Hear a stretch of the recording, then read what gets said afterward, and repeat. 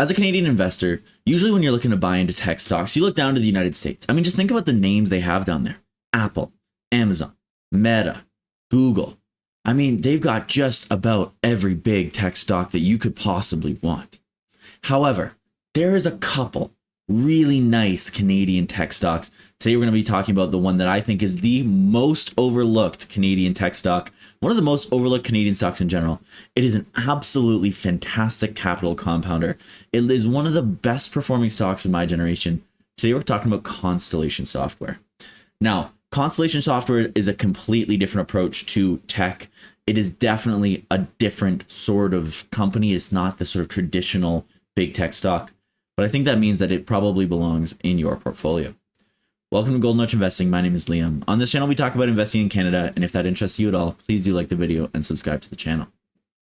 Over the last little while, we've really focused in on Canada's natural resource industry because this stuff has been growing dramatically. But that doesn't mean we can't look for some of the best Canadian tech and other opportunities. And I think if you're ever looking for a great longer-term compounding stock that you can put in your portfolio and see it outperform the market for literally decades, Constellation Software has to make your list.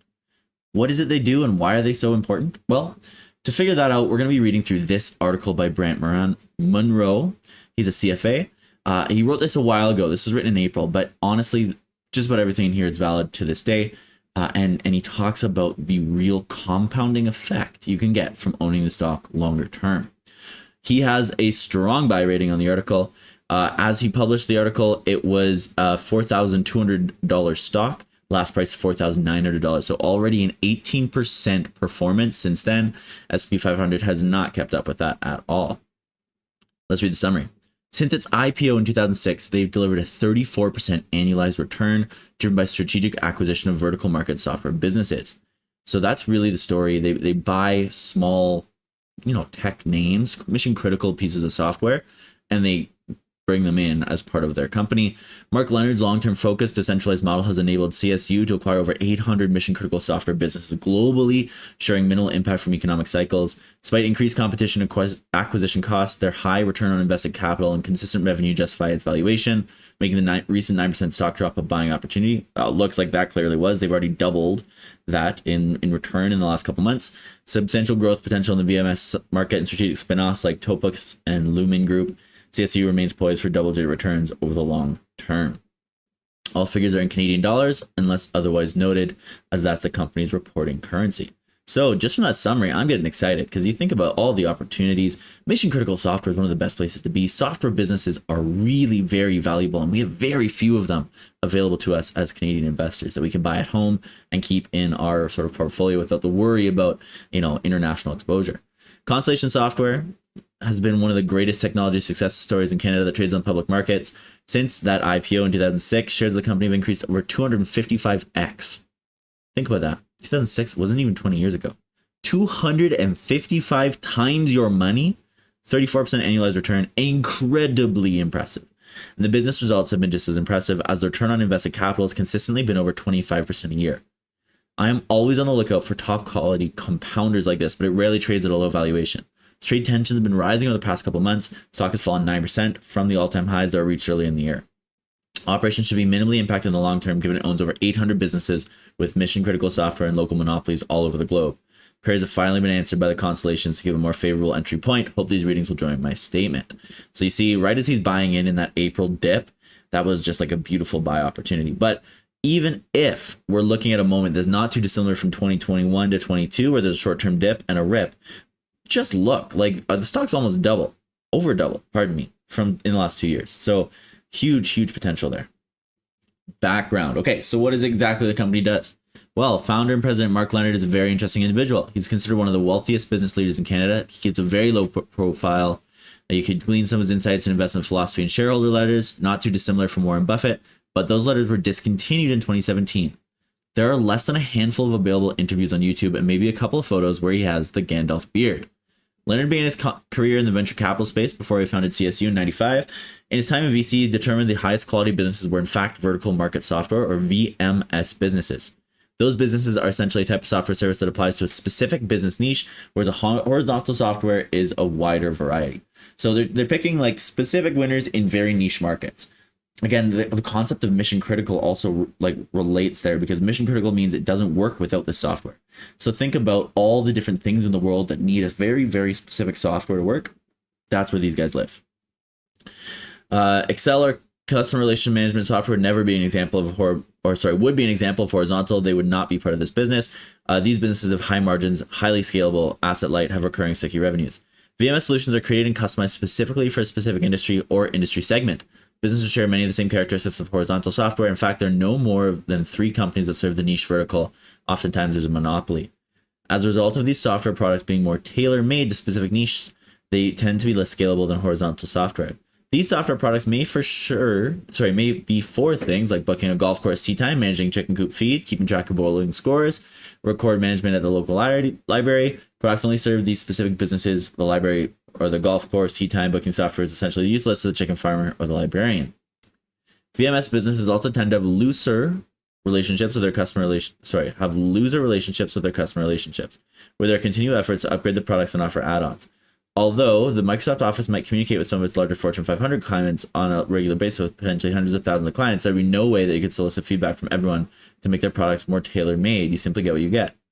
The revenues of these VMS businesses are also very sticky because the services they provide to their customers are mission critical. If a competitor were to try to enter these niche markets with a similar product at a lower price, it wouldn't make sense for these customers in most cases, because the trust that's built with the existing business would likely cause too much disruption. So there's a huge moat there. If you're running something like a hospital, you can't afford to have software not work. You need to stick with where you're at, even if it means that the price is slightly higher than a competitor, which is really interesting.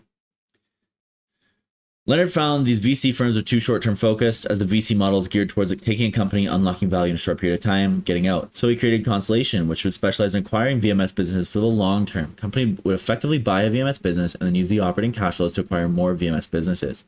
The average deal size in the early years is about $3 million. Acquisitions were no more than 3x revenues and could not be very selective, and the hurdle rate they might have to be higher than 30%. This is not confirmed, but the best guess based on how high the ROIC was in the early years. As competition in the space has increased, they're having to pay a little higher prices.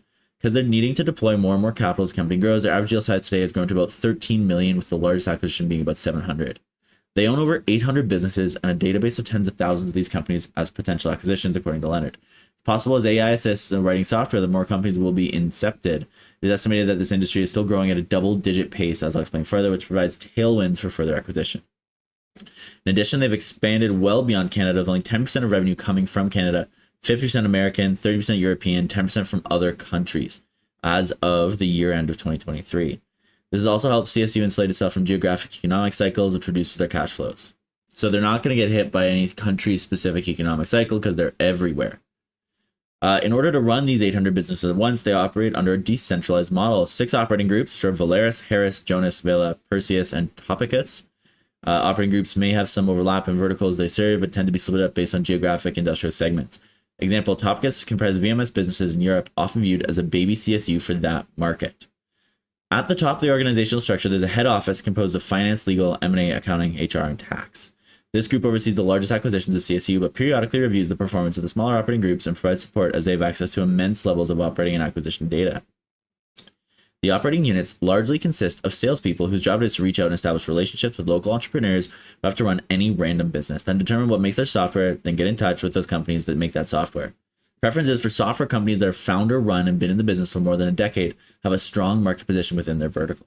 Really smart concept there, right? You're buying into brands that have trust, and then instead of just like creating your own product and trying to fight and compete like the Amazon model, where you take their what was the quote? Your margin is my opportunity, right? Where Amazon's like, I can muscle in and be cheaper. These guys are saying, hey, you have a great business. What if we bought you? what if we just bought your business? Revenues must be either 5 million and or earnings before tax, a minimum of $1 million, with consistent revenue earnings growth of at least 20%. So there's a very small investable world for them. But if you look, like there's so much stipulation in here that it's clear why they're able to consistently outperform. So 100 different customers, 100% ownership is preferred, right? If a deal can't be reached, they'll keep in contact for a later date, as the owner may not be ready to step away, so feels able to advance the organization. They've been a preferred buyer over PE firms. They're long-term focused, PE being private equity there, who are known for just stripping the value out of anything. Constellation Software, totally different approach. They add value, they retain value. They're specifically focused on what makes that business so good, which is that trust element. So they're not going to strip out a product and make it suck, basically, and then lose that trust once they've spent whatever the margin they spend on the sort of business itself. They also have a lot more market data to further the interest of the company, given they've been in the business for 30 years. And obviously, I mean, if they own 800 businesses, they've seen this story play out hundreds of times. The purpose of the decentralized model is to bring greater autonomy and responsibility to lower levels of the organizational structure, which is huge. Operating groups have their own limits on transactions they can approve.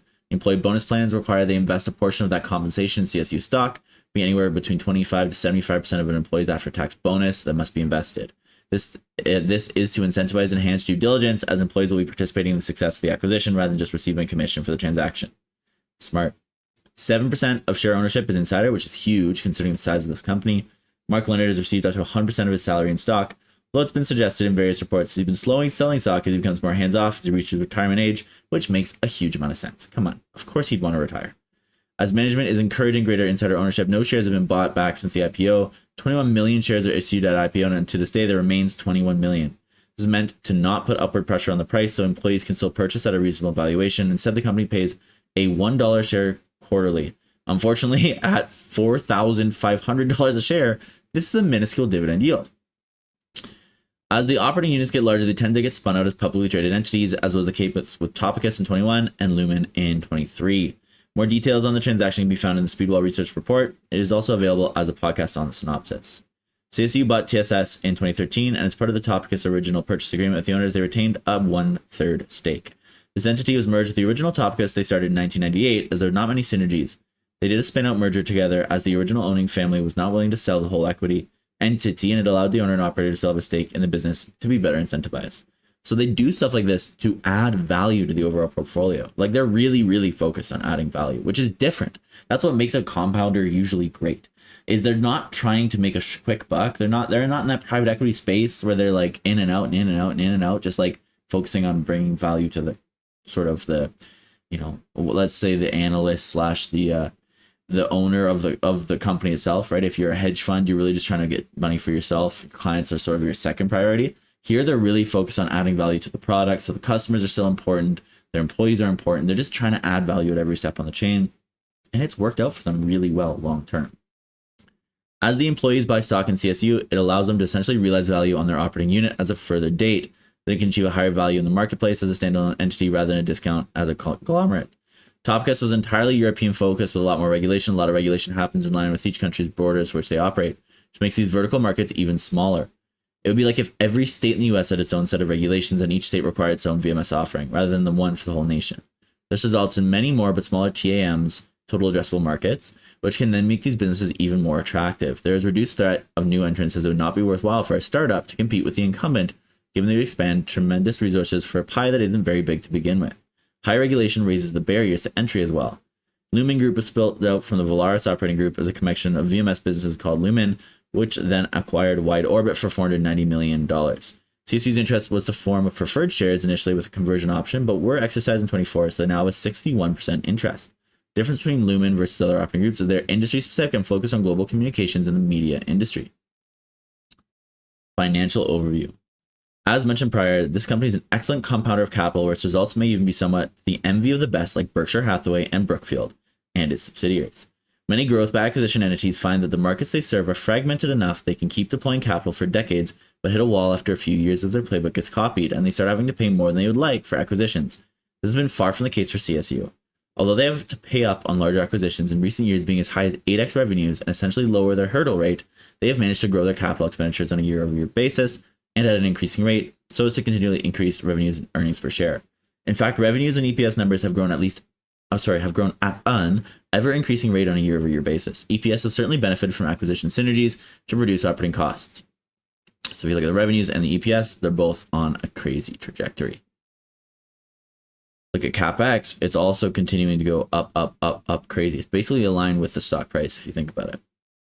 CSU has been able to generate return on invested capital, ROIC, in excess of 30% on a year-over-year basis. It's inevitable that ROIC will continue to decline as the marginal returns for great acquisition will decline over a long-term horizon.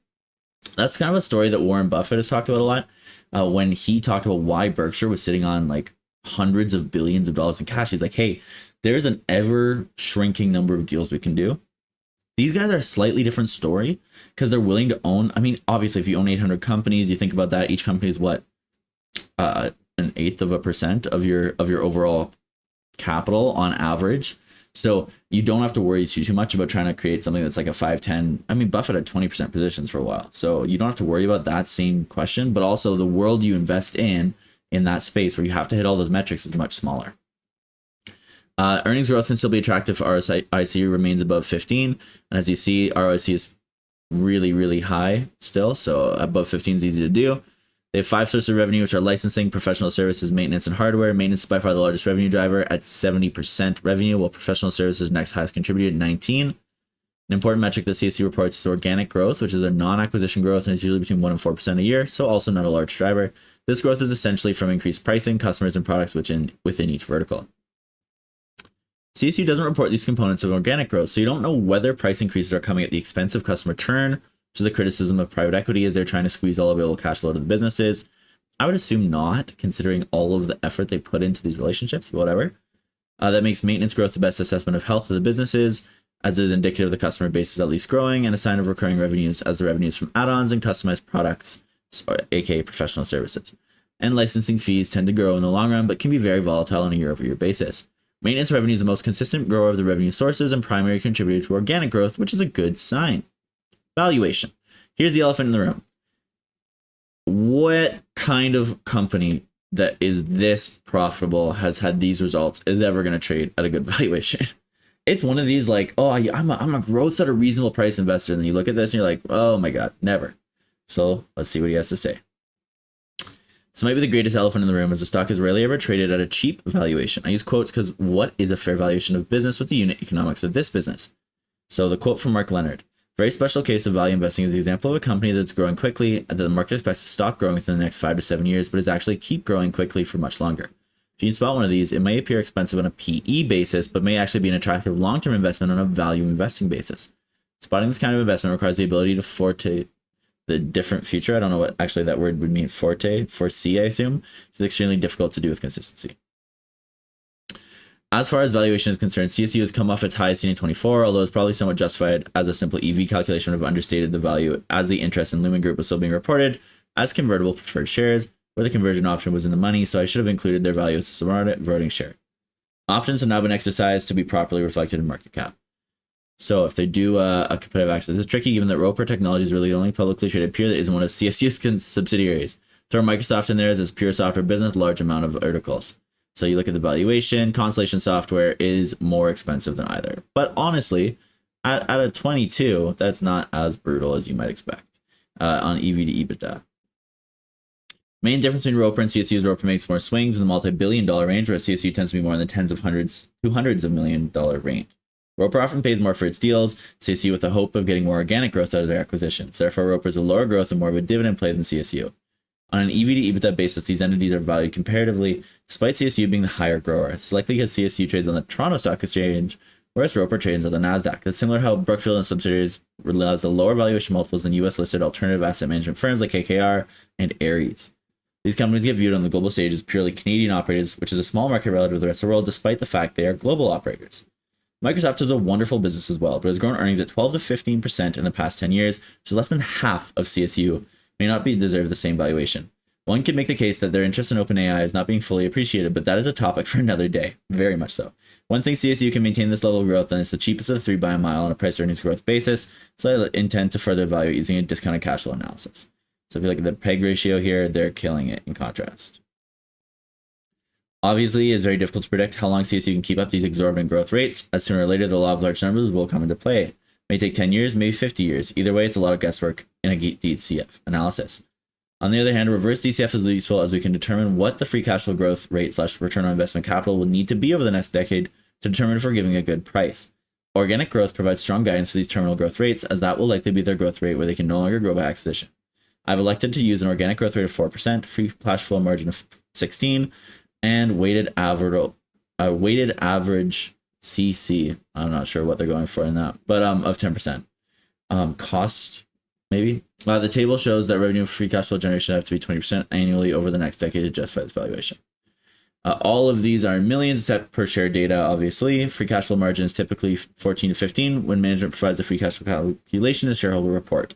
Use CSU calculation, but add back the RGA liability revaluation charge, as that is not meant to be a recurring payment. So if you look, revenue actual, revenue estimate, free cash flow, capital, ROIC. As you see the revenues grow in the next 10 years, you see ROIC drop a little bit and ends at about 18, giving a DCF value share of 4,550. So 20% free cash flow on an annualized basis seems reasonable given as a CAGR of 23. Throw my calculation for ROIC, which I just had free cash flow to the prior year's capital as expected. ROIC will decline, but as long as it remains high enough, free cash flow should see considerable growth. Might sound good if CSU can maintain this growth, but what if they slow down? Well, according to Monder Intelligence and Future Market Insights, global VMS market is estimated at about 153 million US dollars, an expected annualized growth rate of 11 to 13%. Combined revenues of CSU, Topicus, and Lumen Group are Canadian 10 billion, and probably hold 4% of the total VMS market, which is still growing at a healthy clip. This should provide comfort that there's still enough runway to growth to support the valuation. Very much so. So you see, these are all the different things that are attributing to the growth in the VMS market. And obviously think about all the different softwares that are coming out constantly and the different needs that are coming out constantly. Another reason why CSU did the spin-off of Topicus is they wanted to learn lessons on how Topicus has been able to grow. Topicus business unit has held a higher organic growth rate than CSU as a whole, growing at more than 5% most years, with maintenance growth averaging more than 6% over the last 4. Their maintenance revenues have historically been 70 to 75% of the revenues, unlike CSU. Remember, this is the recurring revenues, software as a service revenues. This helps CSU increase their organic growth, albeit modestly, but owns about 1/3 of all outstanding shares. Remember how I mentioned that there is substantial regulation in Europe that makes this industry highly fragmented in Europe, more so than in North America, which CSU is looking to capitalize on? As shown in the financial section, CSU has been deploying capital at an increasing rate year over year for most years. Acquisitions did fall slightly in full year 24 to 1.3 billion from 1.6, but have increased to Canadian 981 million in the first quarter of 2025. And so they purchased a bunch of Asseco Poland. They entered agreement to a binding agreement in respect of the acquisition of 12 million treasury shares of Asseco, represent 14% of their share capital, purchase at the price of 85 per share. Completion of the acquisition of the treasury shares remains subject, and they completed or opened and committed to acquire a number of businesses for the aggregate cash consideration of 289 on closing plus cash holdbacks of $44 and contingent consideration with an estimated fair value of 23 for total consideration of 357. So a bunch of that is being deployed through Topicus, which are the first two transactions mentioned above. Put this in perspective, they've only deployed 620 million since its IPO. Total spending by CSU in Q1 25, 75% of what they spent in full year 2024, which implies strong revenue growth at least for the next 2 years. The risks obviously include increased competition, artificial intelligence. So what exactly do we see? Well, they think consensus fair value per share of 5,000 to 5,400 justified. Entities should not be too affected by the current market volatility, and they expect 15 to 20% return on invested capital. So that double-digit returns are still possible for the next 5 years, and that you should expect to hold this for a while. So what do I think? One, huge shout out to Brant for the very detailed analysis. But here are some really quick thoughts for you at the end of this video. Constellation Software is a fantastic capital compounder. They have a unique recipe that nobody else has been able to copy, and they exist in markets that are incredibly, incredibly valuable. The market they exist in is expected to grow. We are seeing more and more software opportunities opened up by all the investments into artificial intelligence, the increased amount of data centers in the world. We see a growing Web3 market. We've talked about cryptocurrency. There's so much potential for new softwares that are going to be mission critical. These guys are going to continue to expand as their total addressable market expands. And they're some of the best capital allocators on earth with that insane return on invested capital. I expect this company to continue to grow at a reasonable rate over the next 5, 10, 15, 20 years. And I think it's one of the very few opportunities where you could hold this for the rest of your life, and you may see them just continue to outperform year on year on year on year on year. I think this is very similar to a Fairfax or a Berkshire that we've talked about fairly recently on the channel, where I think you should be looking to hold this for the long run. And I think you should be putting this, dollar cost average back of your mind. And it's a great way that your Canadian portfolio can get exposure to international and like very industry sort of agnostic growth in the tech space. You don't have to invest in one product. You don't have to invest in one ecosystem. It's not like buying Apple where you depend on the iPhone or Microsoft where you depend on Windows. This is really industry agnostic. It's the kind of growth that will outlive. It's sort of, it will be able to adapt to changing times because the new softwares they buy are going to be able to adapt. So really, really interesting long-term hold. In my opinion, I think it belongs in my portfolio, to be honest with you, and I'm probably going to be picking some shares up in the not so distant future. I understand that it is richly valued, but sometimes when you want the best stocks on earth, you have to pay up. Now, that's about what I think about Constellation Software. I would love to hear your thoughts in the comments down below. And as always, if you like this video, please do like it. If you like this kind of content, please do subscribe to the channel. And I hope I see you in the next video.